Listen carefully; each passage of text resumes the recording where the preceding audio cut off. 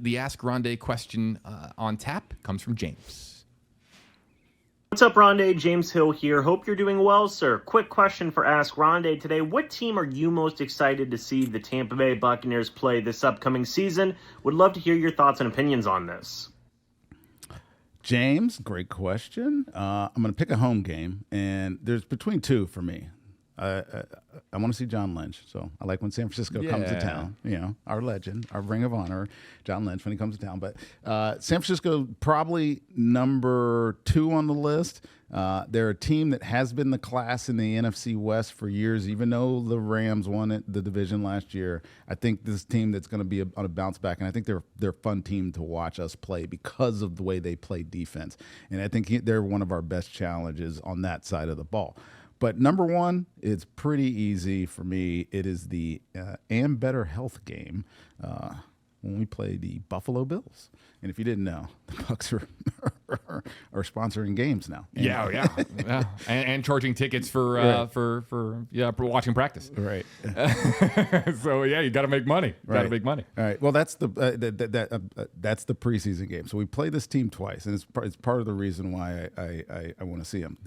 This doesn't usually happen, but we played the Buffalo Bills in the preseason, which will give us a preview of what we're going to see in November 16th when we go to Buffalo. So that's the game that I'm most excited. You're going up against the league MVP.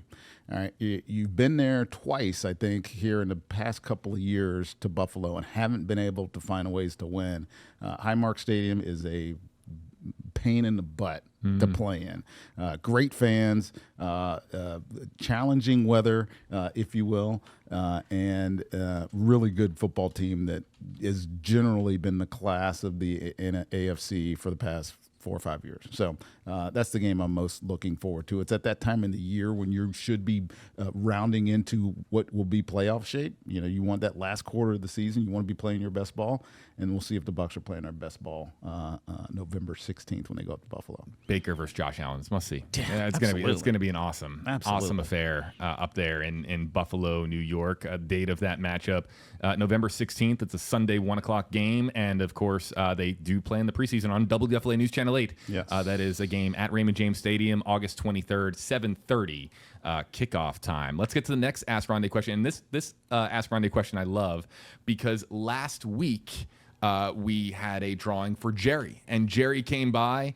He was the winner of last week's Ask Ronde drawing, and he came by to the station and got his Ask Ronde signed hat, and it was Ronde Barber signed hat, and he was so elated.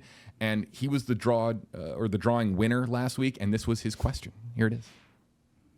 Ronde, I'm Jerry, and my question relates to the defense. We had a lot of injuries in the defensive backfield last year. What do you see happening in the upcoming season? Great question, Jerry. And to answer that, they won't be nearly as impactful as a year ago. You wonder why we went out and drafted 2 corners in the second and third round. It's because of the injuries, obviously, to big players, guys you count on, or kill you, and especially in the secondary. That's why I always say you can never have enough corners or safeties. It's great to have great frontline players, and Antoine, Zion McCollum, I think his budding career is starting to take off a little bit, and he obviously needs to be more productive. You know, Jamel Dean. When one of those guys goes down, you saw the drop off in the way that the defense played, and so that had to be remedied, and they went out and found some really good players, I think, in this year's draft, and transitioning some of the other players like Tyke Smith, who we talked about at the top of the show, to safety to add better depth there. Christian Izzy can do both of those things. He can play nickel, corner, and safety, which he showed last year. So I'm excited most about that we have some quality depth. I came out of last preseason doing Bucs preseason on WFLA. And I said, the one thing that's going to hurt this team is if anybody gets hurt. Anybody got hurt, we were going to have some problems. And that's exactly what happened. So the Bucs defense, powered, of course, by some second, third, fourth, fifth round rookies. And, of course, look, Hassan Reddick, big X factor. Yeah. I think it's fair to say, hopefully this is some fair criticism, is that we hear from Bucs fans all the time that the expectation is that a Todd Bowles defense should be dynamic, Yeah. unpredictable, and just be wreaking havoc on opponent quarterbacks. So is this the year that Todd Bowles has more of the chess pieces at his disposal to put together a typical Todd Bowles defense? Yeah, so that moniker, if you will, came on Todd when he was in Arizona. I remember this because he didn't have a lot of talent.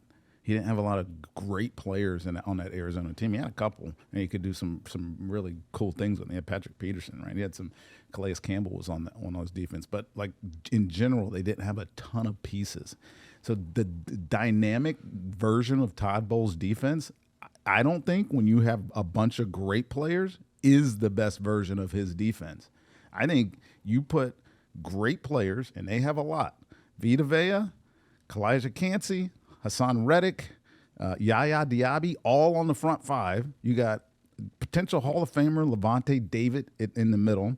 You have Antoine Winfield, who was at one point the highest paid DB in football. You have Zion McCollum and Jamel Dean, two really big dynamic corners. You don't need to be crazy. You need to be simple and let those guys go make plays. That's how you become dynamic. I mean, that's what good defenses do. They don't do a lot. They don't try to confuse you all the time. They line up and say, beat me.